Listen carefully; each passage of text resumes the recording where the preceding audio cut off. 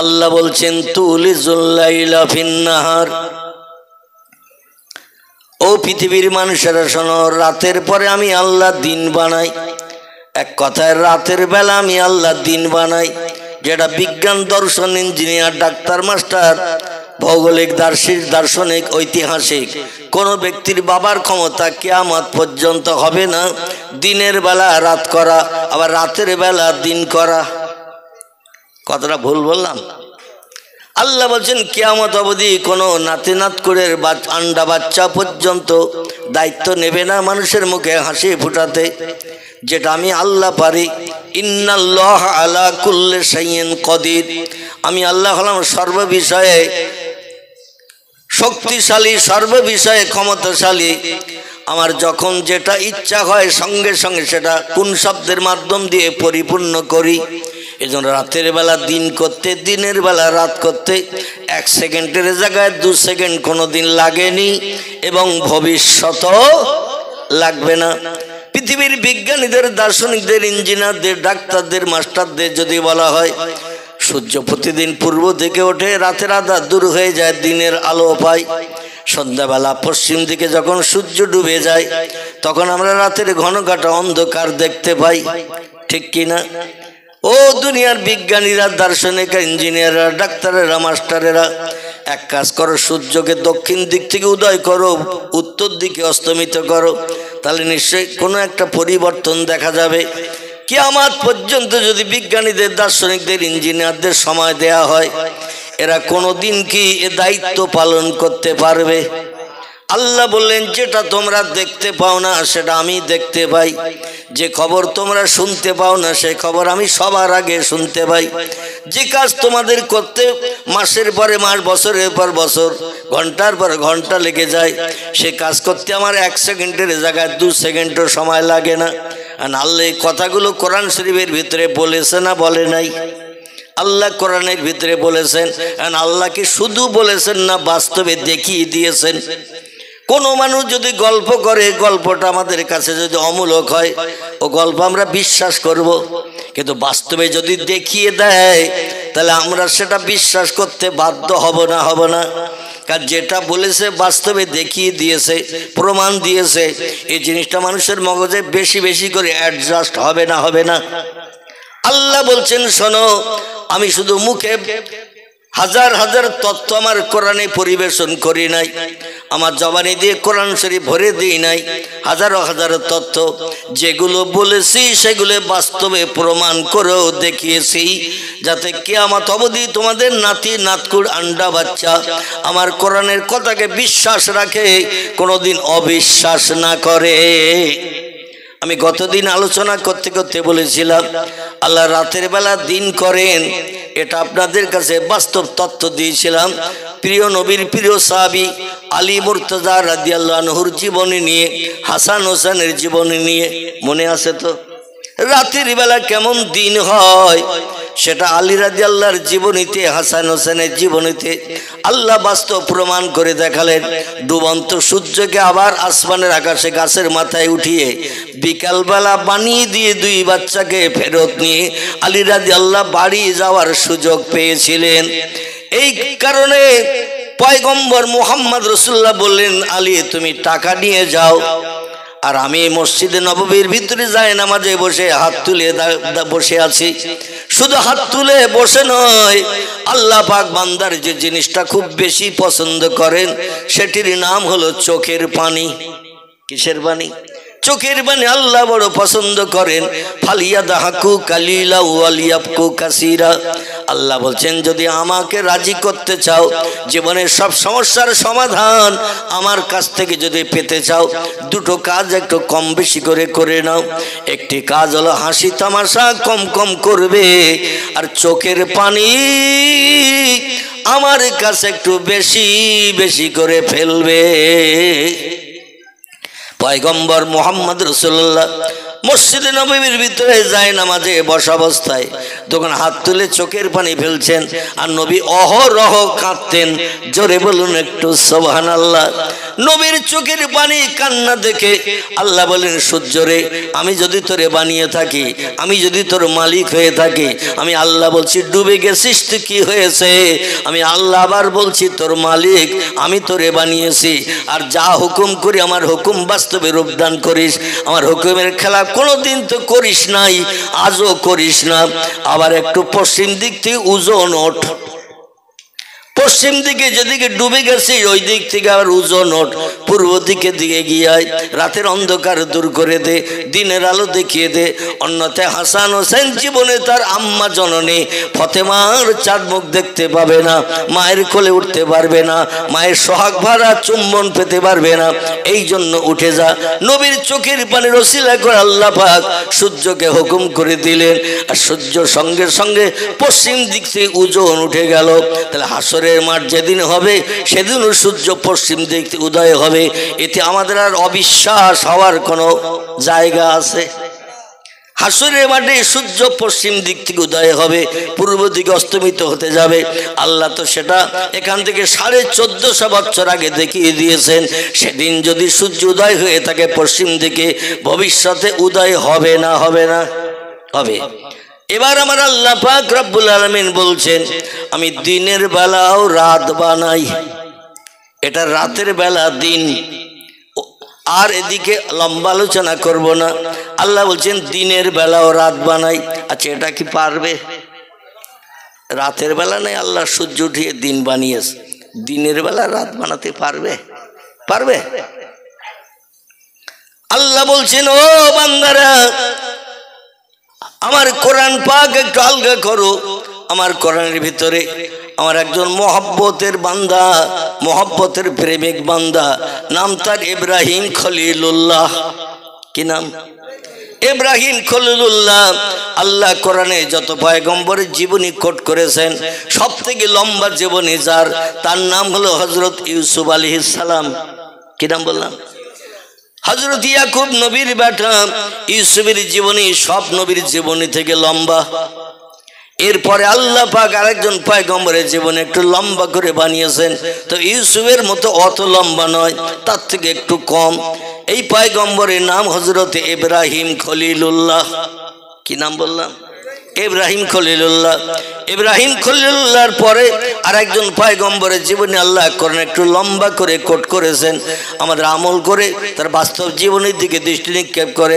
চরিত্র গঠনের জন্য এই পয়গম্বরের নাম হযরতে মূসা কালিমুল্লাহ কি নাম মূসা কালিমুল্লাহ এই পর্যন্ত থাক সামনে গেলে আবার বক্তৃতা লম্বা হয়ে যাবে তবে আল্লাহ পাকের প্রেমিক বান্দী হিসেবে কয়েকজন ব্যক্তির আলাদা আলাদা নাম এসেছে একজনের নাম আদম সফিউল্লাহ একজনের নাম ইব্রাহিম খলিলুল্লাহ একজনের নাম মূসা কালিমুল্লাহ একজনের নাম ঈসা কথা বলেন রুহুল্লাহ ঈসা রুহুল্লাহ ইনি মরা মানুষকে কবর থেকে জিন্দা করে উঠিয়ে তুলতেন জোরে বলুন একটু সুবহানাল্লাহ আরবিতে রুহুল্লাহ এই জন্য বলা হয় উনি বলতেন কুম বিজনিল্লাহ ইয়া আব্দুল্লাহ ও আল্লাহর বান্দা কে তুমি কবরে আসো কত বছর জানি না আমি আল্লাহর পয়গম্বর মরিয়মের বেটা ঈসা বলছি তুমি কবর থেকে একটু জিন্দা হয়ে উঠে যাও আচ্ছা আমরা যদি কোনো কবরস্থানে যাই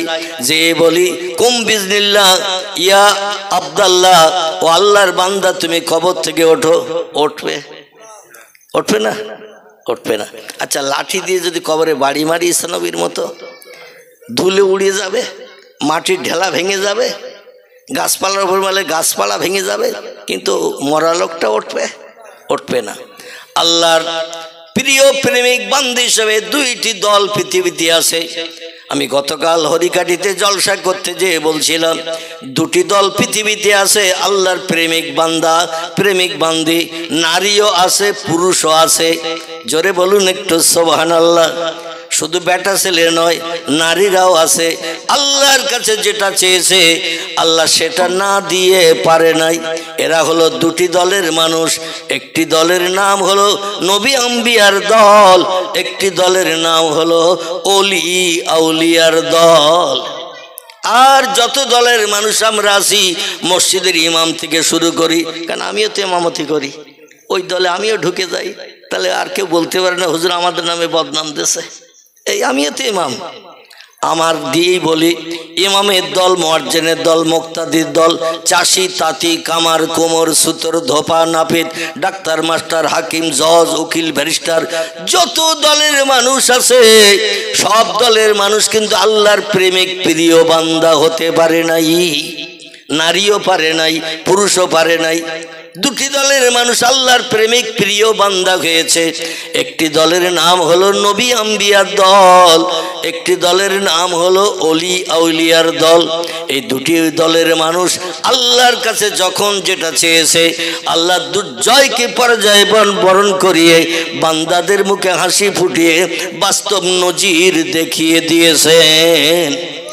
কেমন দিয়েছেন আসুন টুকটুক করে এগিয়ে যাই। তবে আজকে সব বক্তব্য শেষ হবে না, সব বক্তব্য শেষ হবে না, বলতে বলতে যত দূর যায় আগামীতে আল্লাহ আবার সুযোগ দিলে সেখান থেকে শুরু করবে ইনশাল্লাহ। এখন কোরআনের ভিতরে যে পয়গম্বরদের জীবনী লম্বা কোট করা হয়েছে, এই পয়গম্বরদের ভিতরে কারবার নাম ইউসুফ আলাইহিস সালাম, কারবার নাম ইব্রাহিম খলিলুল্লাহ, কারবার নাম মুসা কালিমুল্লাহ। এদের জীবন একটু লম্বা করে কোট করা হয়েছে। এই ব্যক্তিদের ভিতরে আমি ইব্রাহিম নবীর কথা বলছিলাম, মনে আছে তো নাকি? ইব্রাহিম নবীর সঙ্গে মিশরের দেশে একজন খোদাদ্রোহী বাদশার সঙ্গে মতদ্বন্দ্ব হয়েছিল। খুব সংক্ষেপ করে বলি, কারণ একটু সামনের দিকে এগিয়ে যেতে হবে, কিছু মজার কথা রয়েছে, সেদিকে এগিয়ে নিয়ে যাওয়ার জন্য একটু সংক্ষেপ করে বলি। একজন খোদাদ্রোহী বাদশার সঙ্গে দ্বন্দ্ব বেঁধেছিল। যত পয়গম্বর পৃথিবীতে এসেছে খোদাদ্রোহী আল্লাহদ্রোহী যারা ছিল তাদের সঙ্গে অধিকাংশ পয়গম্বরের দ্বন্দ্ব হয়েছে। সেই যুগে যারা খোদাদ্রোহী ছিল, আল্লাহ হারা ছিল, আল্লাহর সঙ্গে শত্রুতা করত, তাদের সঙ্গে দ্বন্দ্ব হয়েছে পয়গম্বরদের সঙ্গে। ইব্রাহিম নবীর সঙ্গে দ্বন্দ্ব হয়েছিল একজন খোদাদ্রোহী বাদশার সঙ্গে, যিনি ছিলেন তামাম মিশরের দেশের বাদশাহ। কোন দেশ? মিশরের দেশের বাদশাহ। লোকটির নাম ছিল ফেরাউন, নাকি? ফেরাউন না, এই লোকটির নাম ছিল নমরুদ। ফেরাউনের সঙ্গে দ্বন্দ্ব হয়েছিল মুসা কালিমুল্লাহর সঙ্গে, ঠিক কি না? আমি একটু মাঝে মধ্যে যাচাই করতে যে একটু ভুলভাল বলবো, আপনারা কিছু বলেন কি চুপ করে থাকেন, এখানে বসে শুনতেছেন কি বাড়ির হাঁড়িতে মন গেছে, মাঝে মাঝে একটু যাচাই করব, এতে আপত্তি থাকবে না তো আপনাদের? ইনশাল্লাহ আবার তথ্যটা ঠিক করে দিয়ে দেব। আর আপনারা যদি ধরে দেন তাহলে আলহামদুলিল্লাহ ভালো হবে। তবে একটু প্রশ্ন করলে দেখবেন ঘুম ঢুল ভাবটা কেটে যাবে, ঠিক কি না আমার ভাইরা? এই নমরুদ বলে একজন খোদাদ্রোহী বাদশাহ ছিল মিশরের দেশে। এখান থেকে ৫,৫০০ বছর আগের কথা বলছি। কত? তাম পৃথিবীর ইতিহাসের খবর সব থেকে বেশি জানে কে? আলহামদুলিল্লাহ। তাম পৃথিবীর সব দেশের অতীতকালের খবর সব থেকে বেশি জানেন যিনি বানিয়েছেন তাম পৃথিবী, যিনি তাম পৃথিবীতে সৃষ্টি পাঠিয়ে পৃথিবীর সৌন্দর্য শ্রীবৃদ্ধি করেছেন।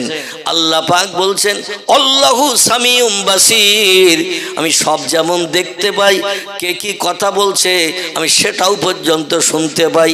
ইয়ালামু খায়নাতাল আয়ুনে ওয়া মা তুখফিস সুদূর, মানুষের এক জায়গায় বসে বসে মনে মনে যদি কোনো চিন্তা ভাবনা করে, কেউ শুনতে পারলো না তার কথা, মনের গভীরে মগজ দিয়ে চিন্তা ভাবনা করছে, রাত 1টা বেজে গেছে, কার মুরগির ডোবের মুরগি চুরি করব, কার বাড়িতে বড় একটা খাসি ছাগল আছে 27 কেজি ওজন, আজকে ঠান্ডা শীত পড়েছে বেশি, রাত 2টোর দিকে যাব, সবাই যখন ঘুমিয়ে থাকবে 2টোর দিকে ছাগলটা নিয়ে আসবো। আবার মনে মনে রাত 11টার সময় চিন্তা ভাবনা করছে কার পুকুরে 3 বছরের মাছ আছে, জালটা নেনা ধরে না, বাড়িতেও কারো খেতে দেয় না, একটা মাছ 3 কেজি 4 কেজি ওজনের আছে, খাবারও দেয়, মাছও বেড়েছে ভালো, কিন্তু বাড়িওয়ালা জালও টানে না, ধরে না। অন্তত 2টো ভাত কুড়ো কলা গাছের ঝোপের পাশে যেয়ে ভাত কুড়ো দিয়ে 1 খাবন মারলেই কাজ হয়ে যাবে। আচ্ছা, কিছু করতে গেলে আগে চিন্তা করতে হয় না, হয় না? কথা বলেন। কিছু করতে গেলে আগে চিন্তা ভাবনা করে পরিকল্পনা করে নিতে হয় যে আজকে এই কাজ করব। কেউ আবার চিন্তা ভাবনা করে রাত 2টো বেজে গেছে, অমুকের স্বামী মারা গেছে, নাউজুবিল্লাহ। ছোট ছোট দুটো বাচ্চা আছে, স্বামীর ঘরে বসবাস করে, বাপের বাড়ি যায় নাই, কারণ স্বামীর জায়গা জমি কিছু আছে, তা নিয়ে সংসার নির্বাহ করে। বাপের বাড়ি চলে গেলে তো জায়গা জমি আর স্বামীর ভাইরা দেবে না, এই জন্য স্বামীর জায়গা জমির ভাগের চিন্তা ভাবনা নিয়ে রয়ে যায়। পাড়ার একজন বোকাটে যুবক চিন্তা ভাবনা নিল, ওর তো স্বামী নাই, বাড়িতে ছোট ছোট দুটো বাচ্চা, এখন টাকার প্রলোভন দেখিয়ে ও দরজা যদি রাত 2টোর সময় খুলে দেয়, জীবন যৌবনের ক্ষুধা নিবৃত্তি করে ঘরে ফিরবো, আমারও জীবন যৌবনের ক্ষুধা নিবৃত্তি হবে, কলিজার গরম পানি হবে, আর ও পয়সা কড়ি পাবে, কারণ স্বামী ওর নাই, আয় করার লোক নাই, ওর সংসারটা চলবে ভালো। এরকম দলের মানুষ মনে হয় খিদিরপুরে নাই, নাকি আছেন? নেই? আমি নাই বললাম তো আপনারা তো একমত হয়ে গেলেন, তাহলে বুঝলাম যে এরকম দলের লোক নাই, থাকলেও থাকতে পারে। আমার ভাইরা, আল্লাহ বলছেন ওই যে চোখের ইশারায় কারোর সঙ্গে মিটকি মেরে কথা বলছো, চোখ টিপে কথা বলছো, যার সঙ্গে বলছো চোখ টিপে, সেই বুঝলো তুমি কি ইশারা করছো। পাড়ার অন্য লোক কাছেও থাকলেও তারা জানতে পারে না, ও চোখের ইশারার খবর পর্যন্ত আমি আল্লাহ রাখি, চোখ টিপে কি বলতে চাইছো। অমা তুকফিস সুদূর, আর মনের ভিতরে যে গোপন চিন্তা ভাবনা করছো রাতের বেলা কাজ করবে, ও খবরটাও আমি আল্লাহ রাখি। জোরে বলুন একটু সুবহান। আচ্ছা, এই বিশ্বাসটা যদি আমাদের হৃদয়ে তৈরি হতো, আমরা আর কোনো খারাপ কাজ করতে পারতাম? আল্লাহ সব কাজের খবর রাখেন, কারণ তিনি 24 ঘন্টা কোনো দিন ঘুমান না, রাতেও জেগে থাকেন, দিনেও জেগে থাকেন। জোরে বলুন একটু সুবহান আল্লাহ। অতএব সবসময় আল্লাহ যদি জেগে থাকেন, তার সব কাজকর্ম সব তিনি দেখতে পাচ্ছেন। অতএব শরীয়তের খেলাফ কাজ আমি আর করব না। জোরে বলুন একটু আমিন। আমার ভাইরা, প্রথম অবস্থায় ইরাকের বাবেল নামক একটি শহর ছিল, বাবেল বাবেল বাবেল, ইরাকের দেশে। এই বাবেল শহরের থেকে হজরতে ইব্রাহিম খলিলুল্লাহ পরবর্তীতে গিয়েছিলেন তিনি মিশরের দেশে দিনের দাওয়াত দিতে। ঘটনাটা যে দেশে ঘটেছিল সেই দেশটির নাম ছিল বাবেল, দেশটির নাম ছিল ইরাক, জায়গাটার নাম ছিল বাবেল। বোঝা গেল? জায়গাটার নাম ছিল বাবেল আর দেশটির নাম ছিল ইরাক। তার আগে এই ইরাকের দেশের নাম ছিল কুফা। কি নাম বললাম? কুফা। কুফা এবং বসরা, দুটি দেশ ছিল বিশ্ব নবীর সমসাময়িক কালে। বসরা ইরানকে বলা হতো, কুফা ইরাককে বলা হতো। এই কুফা বা ইরাকের জমিনে বাবেল নামর শহরে আমার ভাইরা কলেমার দাওয়া শুরু করলেন পয়গম্বর ইব্রাহিম খলিলুল্লাহ। আর এই এলাকা তখন সব ছিল ওই নমরুদের হাতে। বিশাল সাম্রাজ্যের বাদশা ছিলেন তিনি, বিশ্বব্যাপী একটা সুনামীয় ব্যক্তিত্ব ছিলেন তিনি। যেমন আমাদের ভারতবর্ষ যখন মোগল সাম্রাজ্যের হাতে চলে এসেছে ইংরেজদের কাছ থেকে, ইংরেজরা এক এক করে এক একটা দেশ জয় করতে করতে তাম ভারতবর্ষ যখন অধিকার করে নিল, শ্রীলঙ্কা ভারতের ভিতরে ছিল, আফগানিস্তান ভারতের ভিতরে ছিল, পাকিস্তান ভারতের ভিতরে ছিল, এমন করে পশ্চিমবাংলা ভারতের ভিতরে ছিল, আমার ভাইরা বাংলাদেশ ভারতের ভিতরে ছিল, বর্মা রেগুন ভারতের ভিতরে ছিল। বিশাল এরিয়ার দেশ ছিল ভারতবর্ষ। পরবর্তী এক এক রাজ্যের ভিতরে বিপ্লব শুরু হওয়ার কারণে রাজ্যগুলো আস্তে আস্তে আলাদা হয়েছে, ভারতের এরিয়া একটু কম হয়ে গেছে। তাও কি আমাদের ভারত এখন ছোট? তাও ছোট না।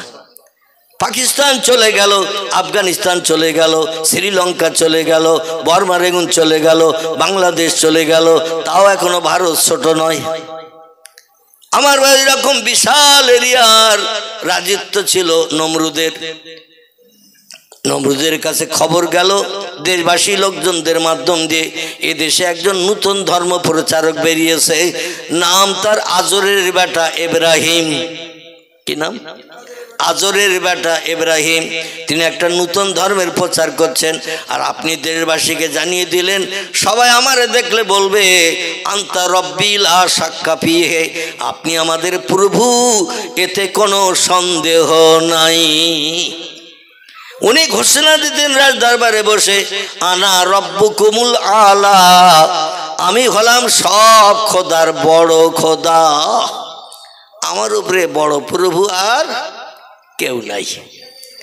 আর জনগণকে বলতো আমারে দেখলেই বলবে আনতা রব্বি লা শাক্কা ফিহি, আপনি আমাদের প্রভু, আপনি আমাদের স্রষ্টা।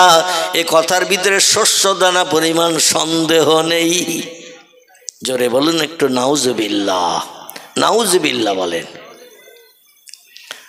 আমার ভাইরা, নমরুদের রাজদরবারে ডাকা হলো পয়গম্বর ইব্রাহিম নবীকে। ইব্রাহিম নবীকে ডাকা হলো, বলল তুমি কি নতুন ধর্মের প্রচার প্রসার করছো? উনি বললেন আমি হলাম আল্লাহর পয়গম্বর, আসমানি তরফ থেকে আমার কাছে ওহী এসেছে, আমার কাছে খবর এসেছে, আল্লাহ আমাকে পয়গম্বর হিসেবে কবুল করেছেন। এই যে আল্লাহর কথা জনগণের কাছে বলার জন্য আল্লাহ আমারে দায়িত্ব দিয়ে দিয়েছেন। এই জন্য আমি জনগণের কাছে আল্লাহর হুকুমটাকে বাস্তবে রূপদান করছি। হাসরে আমাকে যাতে আল্লাহর দরবারে আসামি বনতে না হয়। বলে তুমি কি নতুন ধর্ম প্রচার করছো? নমরুদের সামনে ইব্রাহিম নবী বললেন লা ইলাহা ইল্লাল্লাহু ইব্রাহিম খলিলুল্লাহ। পৃথিবীতে একজন ব্যক্তিকে আল্লাহ বন্ধু হিসাবে কবুল করেছিলেন। খলিল শব্দটি হলো আরবি ভাষা, এর বাংলা অর্থ হলো বন্ধু। আমরা যেমন একে অপরের সঙ্গে বন্ধুত্ব করি না, বাংলা ভাষায় বন্ধু বলি, ইংরেজিতে ফ্রেন্ড বলা হয়, আরবি ভাষায় একে বলা হয় রফিক, ফার্সি ভাষায় এর বলা হয় দোস্ত। কি বলা হয়? দোস্ত। দোস্ত শব্দটা হলো ফার্সি ভাষা, আরবি থেকে বলা হয় রফিক। আমার ভাইরা, ইংরেজিতে বলা হয় ফ্রেন্ড, বাংলায় বলা হয় বন্ধু। আল্লাহর সঙ্গে যারা বন্ধুত্ব করেছে, দোস্তি করেছে, ফ্রেন্ডশিপ স্থাপন করেছে, এইরকম একজন ব্যক্তি তিনি বললেন লা ইলাহা ইল্লাল্লাহু ইব্রাহিম খলিলুল্লাহ। এক আল্লাহ ছাড়া অন্য কোনো প্রভু নাই, স্রষ্টা নাই। আর আমি হলাম আল্লাহর পয়গম্বর, মানুষের কাছে দিন শরীয়তের বিধানদাতা, সুপথ দেখানোর কথা বলার দায়িত্ব আল্লাহ আমারে দিয়েছে। হারাম বর্জন করতে বলেছে, হালালগুলো বাস্তব জীবনে রূপদান করতে বলেছে। মদ খাওয়া যাবে না, সুদের ব্যবসা করা যাবে না, গান বাজনা করা যাবে না, ঢোল তবলা বাজানো যাবে না, ন্যাংটা নারীদের নিয়ে গার্ডেনে পিকনিক স্পটে গল্প গুজব করা যাবে না, কোনো বিধবার দরজার করা নাড়া দেওয়া যাবে না, কোনো মানুষের প্রাণ নাশ করা যাবে না, কোনো গরিব এতিমের হক ফাঁকি দিয়ে খাওয়া যাবে না, কোনো বাচ্চা কাচ্চা এতিমের উপরে জুলুম অত্যাচার করা যাবে না। এই সমস্ত ভালো ভালো কথাগুলো ইব্রাহিম নবী কলেমার দাওয়াত দিয়ে মানুষের কাছে বলতেন। জোরে বলুন একটু সুবহানাল্লাহ। নমরুদের মাথায় যেন বাস পড়ে গেল, সারা দেশের মানুষ আমারে খোদা বলে মানে। আর উনি বলছেন আমি খোদা নই, বরং আরেকজন খোদা আছে, যিনি বলছেন খলাকাস সামাওয়াতিল আরদ, আসমান বানিয়েছি আমি সেই আল্লাহ, জমিনও বানিয়েছি আমি সেই আল্লাহ। আসমানে যা কিছু আছে তাও বানিয়েছি আমি, জমিনে যা কিছু দেখতে পাও সেও বানিয়েছি আমি। জোরে বলুন একটু সুবহানাল্লাহ। নমরুদ বলল কথা বললে হবে না, দেশের মানুষ নির্বিধায় আমারে খোদা বলে মানে, আর তুমি এখন অন্য খোদার কথা বলছো, মানুষ বিভ্রান্ত হয়ে যাবে, তোমার কথা বন্ধ করো। ইব্রাহিম নবী বললেন আল্লাহ যত সময় পর্যন্ত দেহে প্রাণ রেখেছে, এক ফোঁটা রক্ত আমার দেহে থাকবে, রক্তের সচেতনতা পাবো, সতেজতা পাবো, তত সময় পর্যন্ত আমি এক আল্লাহর কথা বলতে ভুলবো না। এবার নমরুদ মন্ত্রী মহোদয়দের যুক্তি পরামর্শ শুরু করলেন কি করে ওরে দুনিয়া থেকে বিদায় করা যায়। কারণ ভালো ভালো উপদেশের কথা বলে, মদ খেতে নিষেধ করে, সুদ খেতে নিষেধ করে, ব্যভিচারী করতে নিষেধ করে, মেয়েদের নিয়ে আনন্দ ফুর্তি করে পিকনিক স্পটে গার্ডেনে ঘুরতে নিষেধ করে, গরিবের হক ফাঁকি দিয়ে খেতে নিষেধ করে, বিধবার দরজার কড়া নাড়া দিতে নিষেধ করে, ব্যভিচারী করতে নিষেধ করে, খারাপ খারাপ কাজগুলো বর্জন করতে বলে। আর কিছু শিক্ষিত মানুষ ইব্রাহিম নবীর কথাগুলো শুনে বিশ্বাস করে ওর আদর্শে আদর্শিত হবে, ওর আল্লাহরে মেনে নেবে। আর ওর আল্লাহরে মানলে আমার ধারণা পৃথিবীতে আসমানি রহমত বর্ষিত হবে। কথাটা ঠিক না ভুল?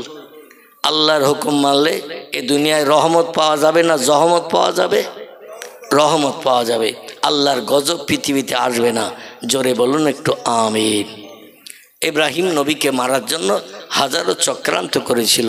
বস্তার ভিতরে ভরে দিয়ে, খুব সংক্ষেপ করে বলি, বস্তার ভিতরে ভরে দিয়ে মুখ বেঁধে দিয়ে নীল দরিয়ায় ফেলে দিয়েছিল। কোথায়? নীল দরিয়ায় ফেলে দিয়েছিল।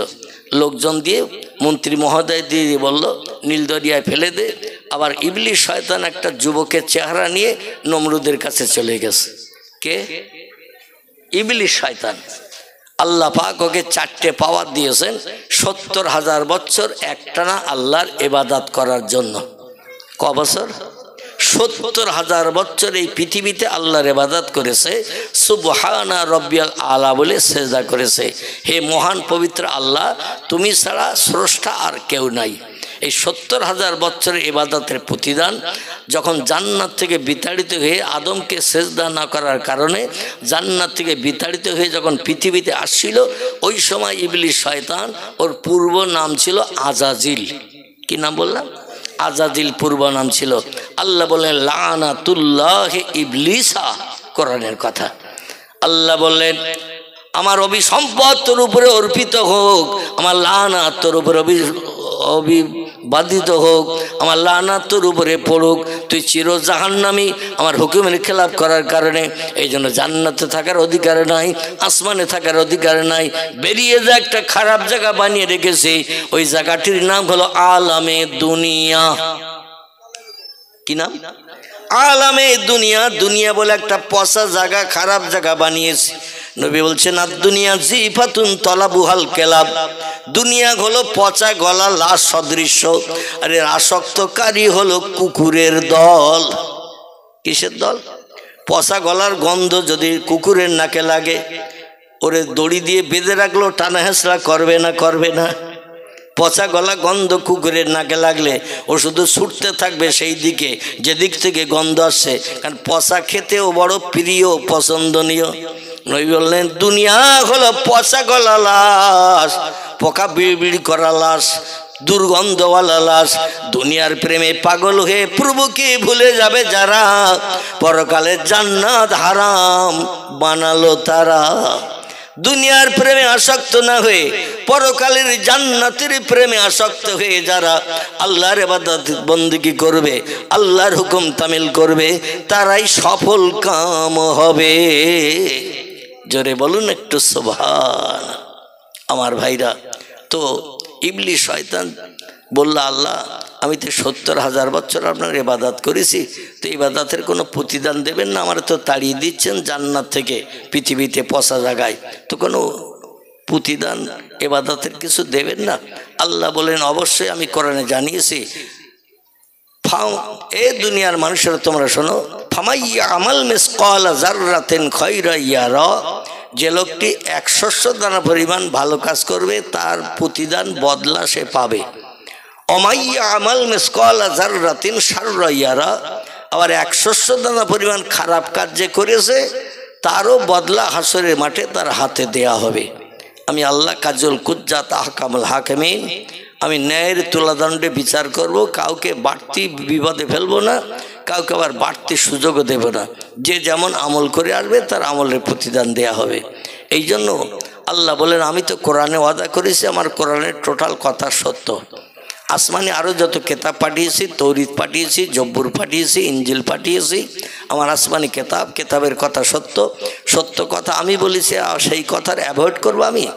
ইন্নাল্লাহা লা ইখলিফুল মিয়াদ, আমি যত ওয়াদা আসমানি কেতাবে করেছি একটা ওয়াদা কোনোদিন ভঙ্গ করিনি এবং ভবিষ্যতও করব না। এখন বল, তুই যে 70,000 বছর আমার ইবাদত করে খুশি করেছিস, আমি সমস্ত ফেরেশতাদের নেতা তোরে বানিয়েছিলাম, ফেরেশতাদের শিক্ষক বানিয়েছিলাম, এখন আমার একটা হুকুমের খেলাপ করার কারণে তোর উপরে লানাত অভিসম্পদ দান করলাম, জান্নাত থেকে বিতাড়িত করে দুনিয়ার খারাপ জায়গায় ফেলে দিলাম, এখন যাওয়ার পথে তুই তোর ইবাদতের প্রতিদান চাচ্ছিস? ইবলিস বলল নাম ইয়া রব্বি, কারণ আমি যে পরিশ্রম করে ইবাদত করেছি তার প্রতিদান না নিয়ে চলে যাব। আল্লাহ বললেন কি লাগবে বল। কি বললেন? কি লাগবে বল। আমরা হাসরে যে দুবেলা আল্লাহ ইবাদত খুব বেশি করতে পারিনি, তবে খারাপ কাজ বেশি বেশি করার কারণে জাহান্নাম আমাদের জন্য হালাল হয়ে গেছে। এখন আল্লাহ জাহান্নামে দিও না, তোমার শান্তির জান্নাত তোমার দাও। আল্লাহ কথার দাম দেবে তো? কথার দাম দেবে না। সেদিন আমলের বিচার হবে, যে যেমন আমল করে যাবে তার প্রতিদান দেয়া হবে, বাড়তি ফ্যাসিলিটি দেয়া হবে না। বাড়তি ফ্যাসিলিটি যিনি দেবেন তিনি হলেন পয়গম্বর মুহাম্মাদুর রাসূলুল্লাহ সাল্লাল্লাহু আলাইহি সাল্লাম। জোরে বলুন একটু সুবহান। আল্লাহ বলেছেন কি লাগবে? ও বলল যতদিন দুনিয়া ধ্বংস না হবে ততদিন আমার মরণ করলেই হবে না। এই পৃথিবী যতদিন ধ্বংস না হবে, এই দুনিয়া যতদিন ওলট পালট না হবে, ইসরাফিল আলাইহিস সালাম সিংহায় ফুৎকার করে দুনিয়া ওলট পালট করবে ঝড় বানিয়ে, ততদিন পর্যন্ত আমার হায়াত দিয়ে বাঁচিয়ে রাখতে হবে। আল্লাহ বলেন ইবাদতের প্রতিদান চাইছিস, আমি তোরে দিয়ে দিলাম। এই জন্য কিয়ামত পর্যন্ত ইবলিসের মরণ হবে না। জোরে বলুন মারহাবা, একটু জোরে বলুন মারহাবা। আমরা যদি কেউ চাই কিয়ামত পর্যন্ত বেঁচে থাকতে হবে তো, কারণ আমরা তো ইবাদত করিনি, আল্লাহর কাছে কিছু চাইনি। আল্লাহর কাছে চেয়েছিলেন কিছু মানুষ, আল্লাহ তাদের দাবি কবুল করেছেন। যেমন একজন আল্লাহর ওলি ব্যক্তি আছে, নাম তার হযরতে খিজির আলাইহিস সালাম। কি নাম বললাম? খিজির। এ কিন্তু কিয়ামত পর্যন্ত বেঁচে থাকবে, ওর কিন্তু মরণ হবে না। জোরে বলুন সুবহানাল্লাহ। আরেকজন ব্যক্তি আছে, একজন পয়গম্বর, তার নাম হলো হযরতে ইলিয়াস আলাইহিস সালাম। কি নাম বললাম? ইলিয়াস পয়গম্বর। আল্লাহ পাক তাকে কিয়ামত পর্যন্ত হায়াত দিয়ে পৃথিবীতে পাহাড় পরিচালনার দায়িত্ব দিয়ে রেখেছেন। জোরে বলুন সুবহানাল্লাহ। তার মরণ হবে না। আরেকজন ব্যক্তি আছেন যার নাম ঈসা রুহুল্লাহ আলাইহিস সালাম। পীর নবী মুহাম্মদ রাসূলুল্লাহ উম্মত না হওয়া পর্যন্ত তার মরণ হবে না। জোরে বলুন সুবহানাল্লাহ। আমাদের নবীর উম্মত হবেন, এই পৃথিবীতে আবার আকাশ থেকে আসবেন, 47 বছর হায়াতে বেঁচে থাকবেন। ক বছর? 47 বছর হায়াতে বেঁচে থাকবেন, বিয়ে শাদী করবেন। বিয়ের করার কারণে 3 মতান্তরে 4 জন বর্ণনাকারীরা বর্ণনা করেছেন, 3 মতান্তরে 4টে বাচ্চা হবে ঈসা নবীর। দুনিয়ায় রাজিত্ব করবেন, সমস্ত দেশের মানুষ তারে বাদশা বানিয়ে দেবেন, তার রাজিত্ব আমলে সোনা ফলবে জমিনে। জলে বলুন সুবহানাল্লাহ। একটু কাছাকাছি আসেন, কাছাকাছি আসেন, একটু মোহাব্বত বাড়ুক। আমি তো দীর্ঘ 3 বছর আপনাদের সঙ্গে চারি চক্ষের মিলন স্টেজে করতে পারিনি। ঠিক বললাম না ভুল বললাম? এই গ্রামে ওয়াজ নসিহত হলে কম বেশি আমি আসি, 2-1 বছর আমি আসি নাই, এটাও আমার স্মরণে আছে। এইটা যখন মক্তব ছিল, মসজিদ ছিল না, মাটির মক্তব, সেখান থেকে আমার এখানে আসা যাওয়া। তারপরে আরও একটা বিষয়, আমার নিজের আপন মামাতো বোনাইয়ের বাড়ি, যার কারণে এই গ্রামে যখন আমি মসজিদে ইমামতি শুরু করি তার বহুকাল আগে থেকেই এ বাড়িতে আমার আসা যাওয়া। এমনকি আমার মামাতো বোনের বিয়ে হয়েছে, সে বিয়ের দিন বিয়ের গাড়িতে আমি এসেছিলাম। এতটা পর্যন্ত বললাম, যার কারণে আমার এখানে আসা যাওয়া বহুত দিন পূর্ব থেকে, ছোট্টবেলা থেকে আমি এসেছিলাম এখানে বিয়ের দিন, সম্ভবত প্যান্ট পরিয়ে। কি পরে বললাম?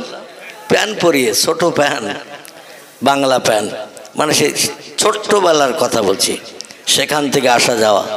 তবে পরবর্তীতে আমি খুব বেশি এখানে আর ঢুকি নাই।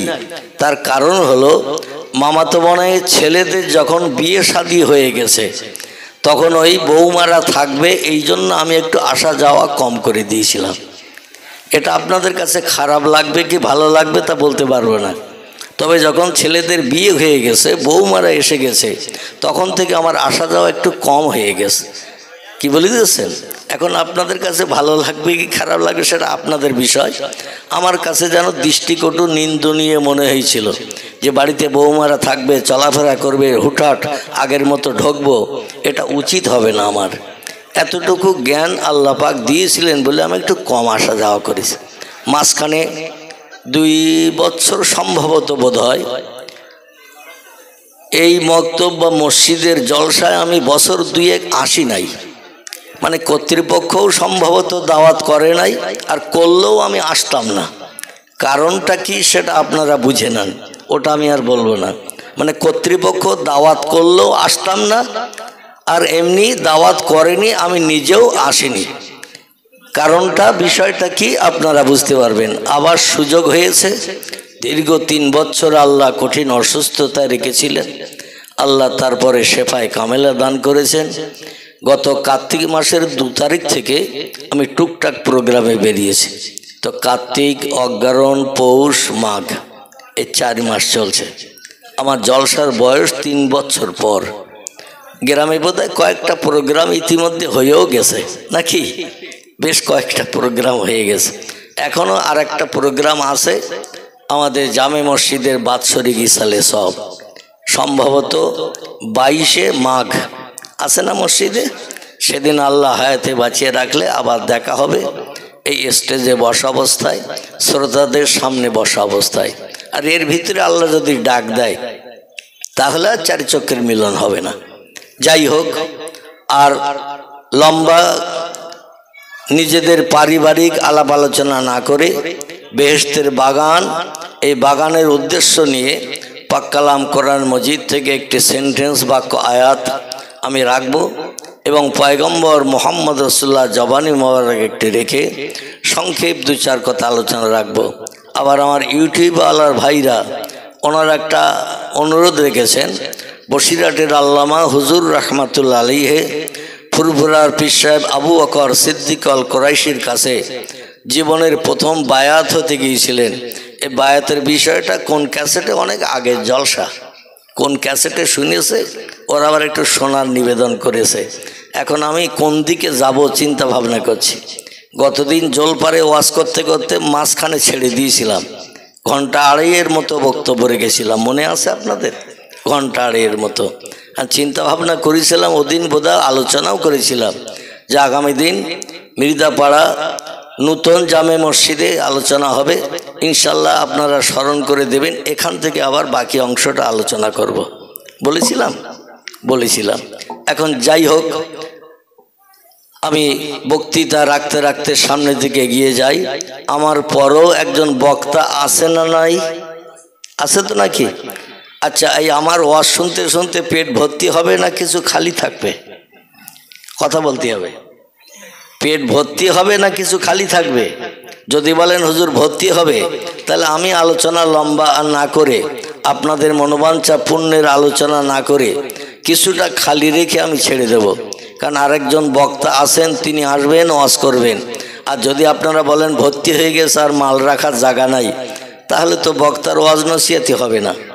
আমার ক্লাস ফ্রেন্ড, বন্ধুবর, পড়ার জীবনের সাথী, ওমরা হসপাকেরও সাথী আলহাজ মাওলানা আজিজুর রহমান সাহেব ইত্তগরি আপনাদের কাছে প্রিয় নবী মুহাম্মদ রাসূলুল্লাহর শুভ আগমন, জন্মগ্রহণ এবং বাল্যকাল মা হালিমাতুস সাদিয়া রাদিয়াল্লাহু আনহার বাড়িতে তিনি লালিত পালিত হয়েছিলেন সে বিষয়ে আলোচনা হয়েছে নাকি? তার সঙ্গে পারিপার্শ্বিক আরও কিছু আলোচনা ওর ভিতরে ঢুকে গেছে। আমি ওদিকে আজকে রাত যাব না। ও বিষয়ে আমার অনেক ক্যাসেট আছে, আপনারা সে ক্যাসেট শুনবেন, আশা রাখি শুনতে ভালো লাগবে।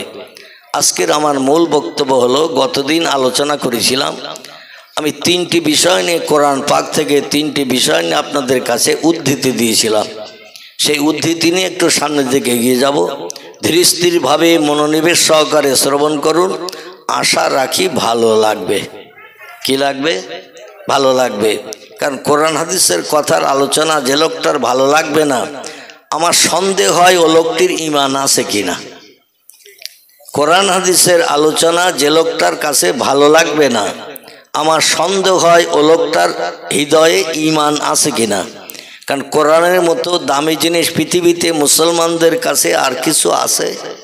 কথা বলেন, আর কিছু নাই। কোরআনের পরের স্টেজ হলো বিশ্ব নবী মুহাম্মদুর রাসূলুল্লাহ সাল্লাল্লাহু আলাইহি সাল্লামের জবানি মোবারক, তার জীবনী আদর্শ, কথামালা, চালচলন, কাজকর্ম, এগুলো হলো প্রিয় নবীর জবানি মোবারক, বা আরবি ভাষায় একে বলা হয় হাদিস শরীফ। কি বললাম? হাদিস শরীফ।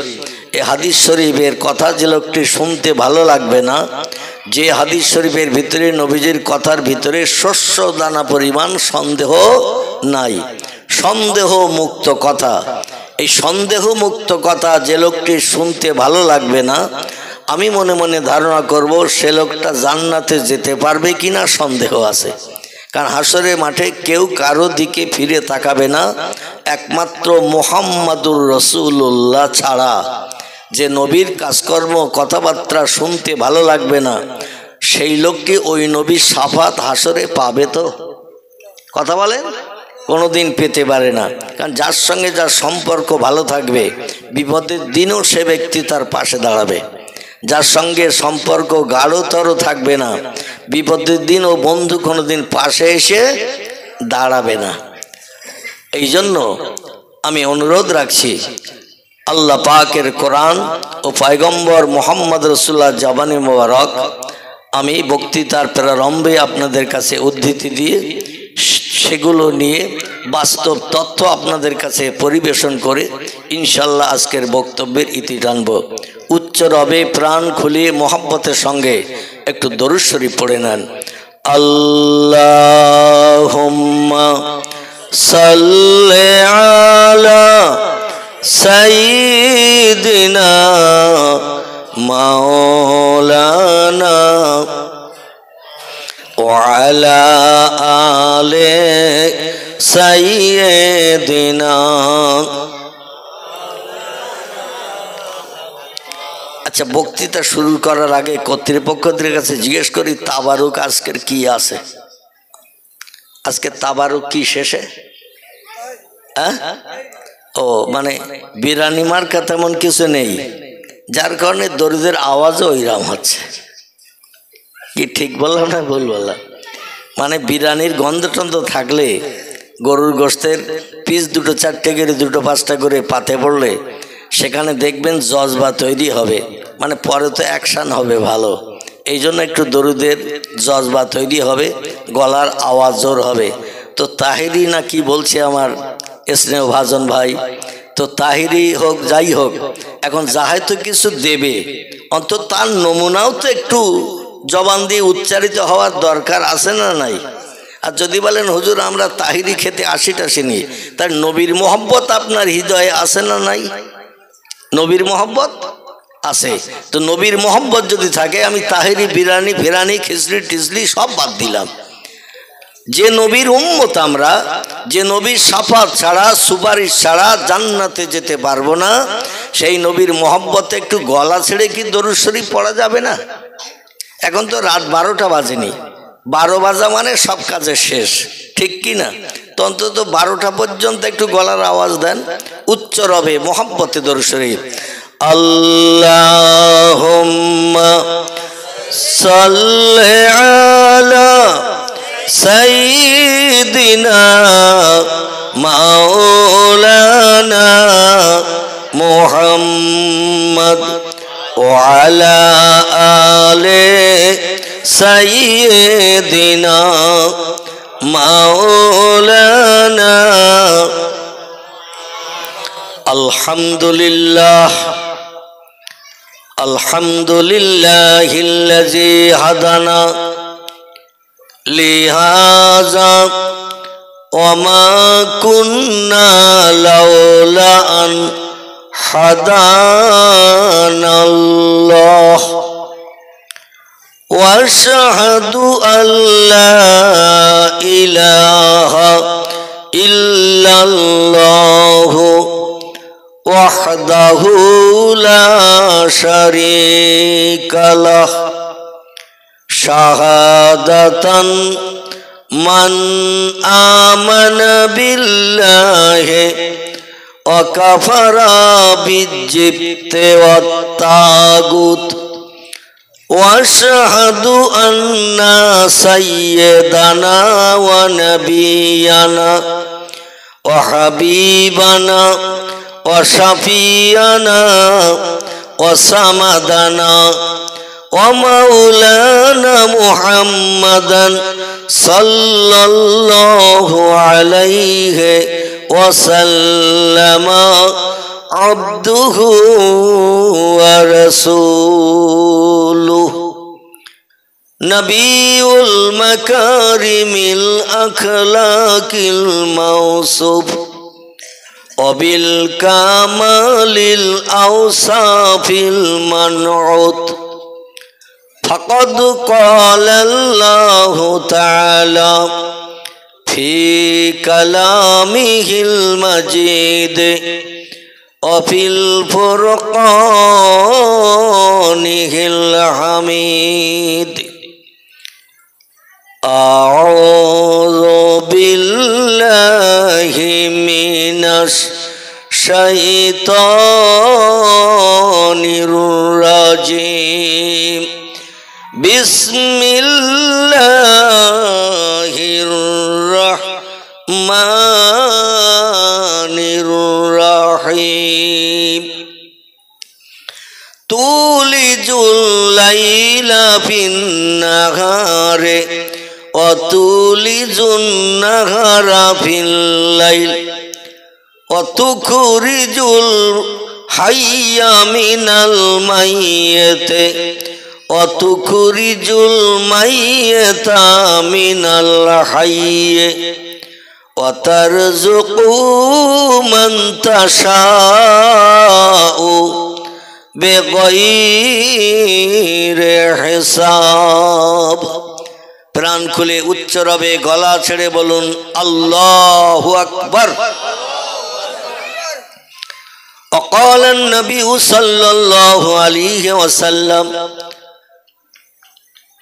من كان لله كان الله له كما قال عليه الصلاة والسلام وقال النبي صلى الله عليه وسلم لا يؤمن أحدكم حتى أكون أحب لأخيه أو قال لجاره ما يحب لنفسه رواه مسلم। গলা ছেড়ে আরেকটা বার বলুন আল্লাহু আকবার।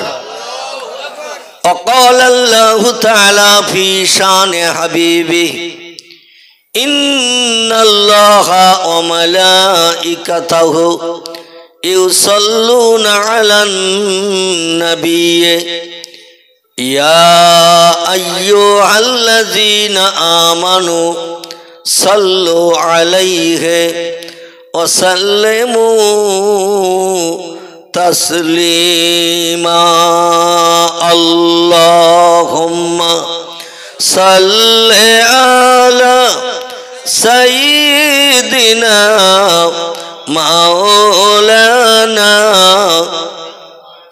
وعلى آل سيدنا। খোঁজ করিতে লাগলো তারা, খোঁজ করিতে লাগলো তারা মরুভূমির মাঝ পরে ধরার বুকে এলেন নবী মা আমিনার ঘর পরে। যে শিশুকে পেয়ে আমিনা, যে শিশুকে পেয়ে আমিনা হৃদয় খানি জুড়াইল সেই নবীর ওই মোহাব্বতে দরুদ মুমিন পড়ো আল্লাহুম্মা সাল্লি আলা সাইয়্যিদিনা মাওলানা ওয়া আলা আলি সাইয়্যিদিনা। খোঁজ করিয়া আসলো তারা, খোঁজ করিয়া আসলো তারা তোমার কুটুরির সম্মুখে। নবী পাকের নূরের ঝলক লাগলো তাদের চক্ষুতে। যে নূরের ওই ঝলক লেগে, যে নূরের ওই ঝলক লেগে চোখ ঝলসে গেল সেই নবীর ওই মোহাব্বতে দরুদ মুমিন পড়ো আল্লাহুম্মা সাল্লি আলা মাওলানা মুহাম্মদ ওয়ালা আলে সাইয়্যিদিনা। একটু আল্লাহর নামের তাসবিহ পড়ুন। সুবহানাল্লাহ, আলহামদুলিল্লাহ, লা ইলাহা ইল্লাল্লাহ। সুবহানাল্লাহ, আলহামদুলিল্লাহ, লা ইলাহা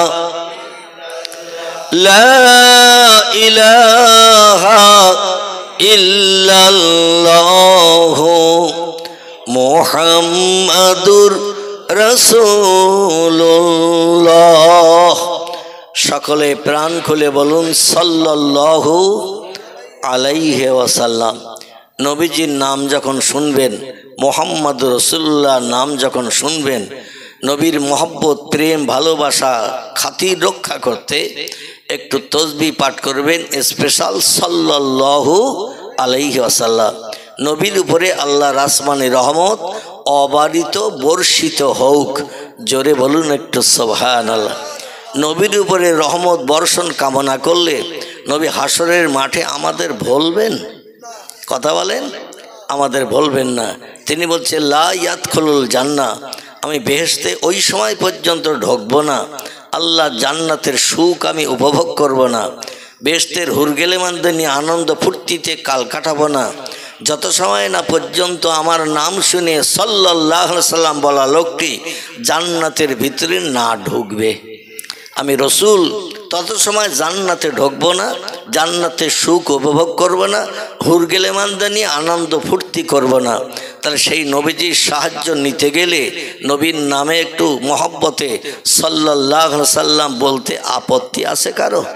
তাহলে আর একটা বার একটু গলা ছেড়ে বলুন সাল্লাল্লাহু আলাইহি ওয়াসাল্লাম। আলহামদুলিল্লাহ। দেখতে দেখতে রাত 10:30টার উপরে হয়ে গেছে। আমি খুব সংক্ষেপ কিছু তথ্য কোরআনের আয়াতের উপরে ভিত্তি করে আপনাদের কাছে পরিবেশন করব। কারণ যে মজলিসে কোরআন শরীফের আয়াত পড়া হয় না, নবীজির জবানে হাদিস শরীফ পড়া হয় না, সে মজলিসটা শুকনো মজলিস হিসাবে আমার কাছে বিবেচিত। কি মজলিস বললাম? শুকনো মজলিস। ও মজলিসে কোনো রসকাস পাওয়া যাবে না, ও মজলিসে আল্লাহর কোনো রহমত, করুণা, দয়া, বরকত পাওয়া যাবে না। এই জন্য প্রত্যেকটি আলেমের কর্তব্য বা দায়িত্ব আছে কোরআন শরীফের আয়াত পড়া, তার তরজমা ব্যাখ্যা করা, নবীজির জবানি মোবারক হাদিস শরীফ পাঠ করা, তার তরজমা ব্যাখ্যা করে সত্য কথা মানুষের মগজে ঢুকানো। সকলে বলুন আমিন। আল্লাহ পাক সমস্ত আলেমদের মগজের ভিতরে কোরআন হাদিসের জ্ঞান দান করুন এবং সে মতো জনসমাজের মানুষের কাছে সেই তথ্যগুলো পরিবেশন করলে অবশ্যই জনমানুষে সে কথাগুলো যদি গ্রহণীয় তারা করে নিতে পারে, আগামী দিন ভবিষ্যতে কবর থেকে নিয়ে হাসর পর্যন্ত তাদের লাভের জায়গা হবে। ঠিক বললাম না ভুল বললাম? লাভের জায়গা হবে। এই জন্য আমি শুরু করছি আল্লাহর পাক কালাম কোরআন মজিদ থেকে। সূরা বাকারায় আল্লাহ পাক যে তত্ত্ব কোট করেছেন 1450 বছর আগে। কতদিন আগে? আচ্ছা, 1450 বছর আগে কোরআন পৃথিবীতে এসেছে, যখন বিজ্ঞান ছিল না, দর্শন ছিল না, ইঞ্জিনিয়ার ছিল না, নামি দামি ডাক্তার ছিল না, উচ্চশিক্ষিত মাস্টাররা ছিল না, ঐতিহাসিক ছিল না, বা এমন করে কোনো লেখক সাহিত্যিক যখন ছিল না, তখনকার যুগের কোরআন এখন মডার্ন যুগে চলবে? কথা বলেন। ভুল হলেও তথ্য দেবেন, আর সত্য হলেও তথ্য দেবেন, তাহলে আমার কিছু দিতে সুবিধা হবে। আর যদি বলেন হুজুর আমরা বাড়ি থেকে আসার সময় খোকার মার সঙ্গে ঝামেলা করে এসেছি, মন গরম গরম ভাব, তাহলে আমার একা বক্তব্য রাখতে হবে। আচ্ছা, একা একা খেলা করলে সে খেলা জমে? কথা বলে। তাহলে মাঠে খেলতে গেলে দুটো দল লাগে না লাগে না? দুটো দল লাগে। এক দল যদি মাঠে প্র্যাকটিস করে, কোনো দর্শক দাঁড়িয়ে দেখবে? বলে ওরা এক দলের লোক, এর পার থেকে ওর পায়ে দিচ্ছে, ও তো কাজ হবে না। গোলে ঢুকাচ্ছে কোন দল কোন দলের বিরুদ্ধে সেইটা দেখ, ঠিক কি না? কোন দল কোন দলের বিরুদ্ধে গোলের ভিতরে বল ঢুকাচ্ছে দেখ। এই জন্য আমরা দুই দল মানুষ এখানে, এক দল বক্তা, এক দল শ্রোতা। ঠিক বললাম না ভুল বললাম? তো এই বক্তা শ্রোতা উভয়ে কথা বলতে হবে। যেখানে বক্তা শ্রোতা কোরআন হাদিসের আলোচনা শুনে কথা বলে, হুহা করে, হ্যাঁ না বলে, আল্লাহ পাক খুশি হয়ে যে রহমতের দরজা ওই মজলিসে খুলে দিয়ে থাকেন। জোরে বলি একটু সুবহানাল্লাহ।